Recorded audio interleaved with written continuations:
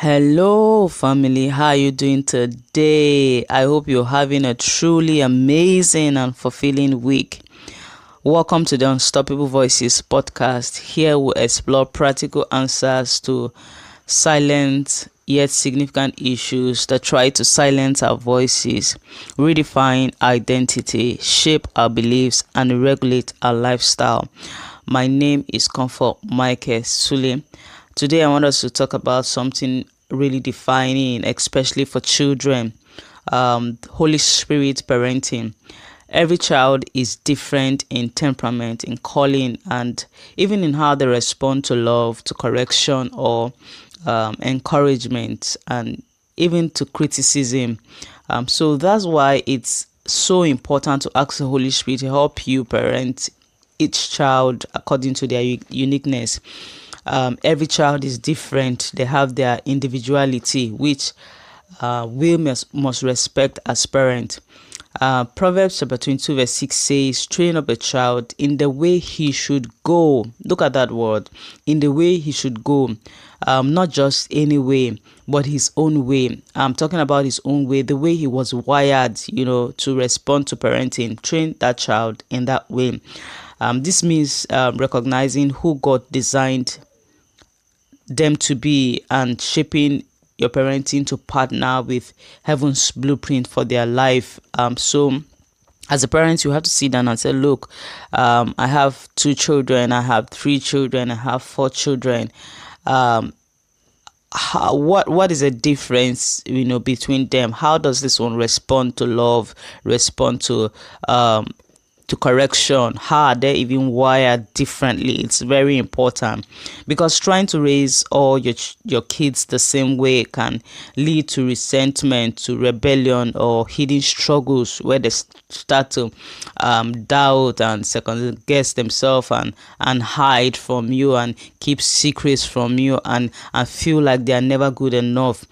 For example, I once felt compelled to compare my quiet and artistic son to his outspoken academic sister. My daughter will speak for ages. She just keeps talking and talking, and I really know where she got that from. And so many times he felt lost and he felt confused until I took the time in prayer and observation to see him for who he truly was. He had a lot of gifts and a lot of talents, but one of them wasn't to be outspoken, and I respected that fact. I paid attention to his strengths and his God-given comfort zone, because you see, comfort zone is not always a bad thing, because there's a way God has wired us to be, that makes us to thrive, and so it's not always a bad thing. If you take a fish out of water, you made the fish useless. If you take a bird out of air, then the bird can't really thrive. And so it is with every human being. You must understand how your child can thrive and where they can thrive also emotionally, academically, physically, and otherwise. So this really became a shift. It became a game changer for me. It shifted everything. Parenting with the Holy Spirit gives you insight beyond behavior, because it reveals the heart, beyond how this child is behaving. What is the trigger? What's happening behind there? What is the trigger?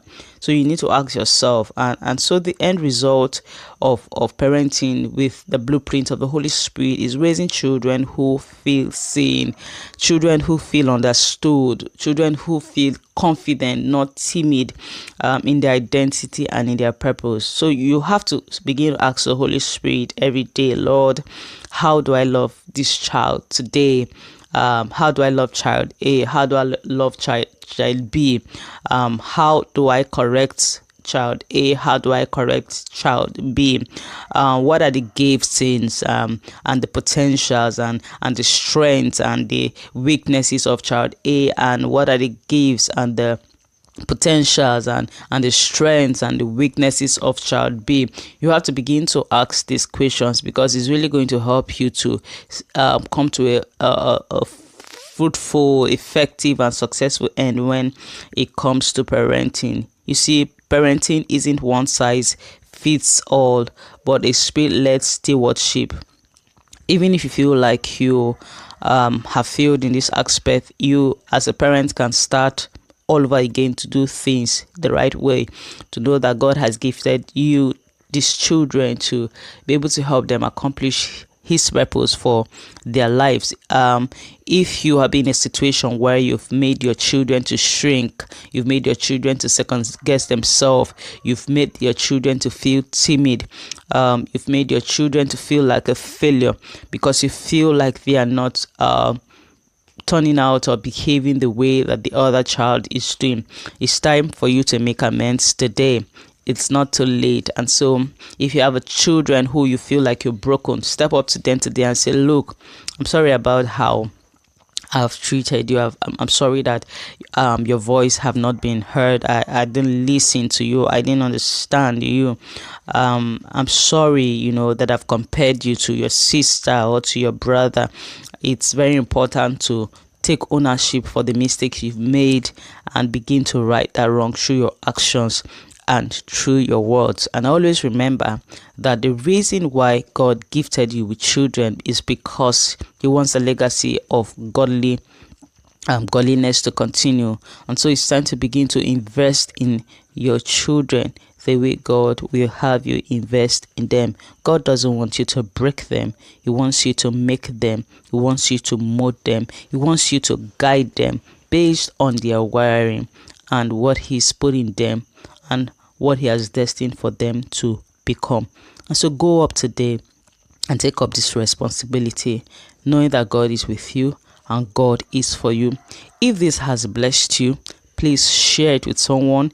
Tell me in the comment box how this resonates with you and how you're going to make a difference in the life of your child today after hearing this. Please like this video, share it and comment so that more people can get to see it. Until I come your way again, keep your voices strong and your spirit unstoppable. God bless you.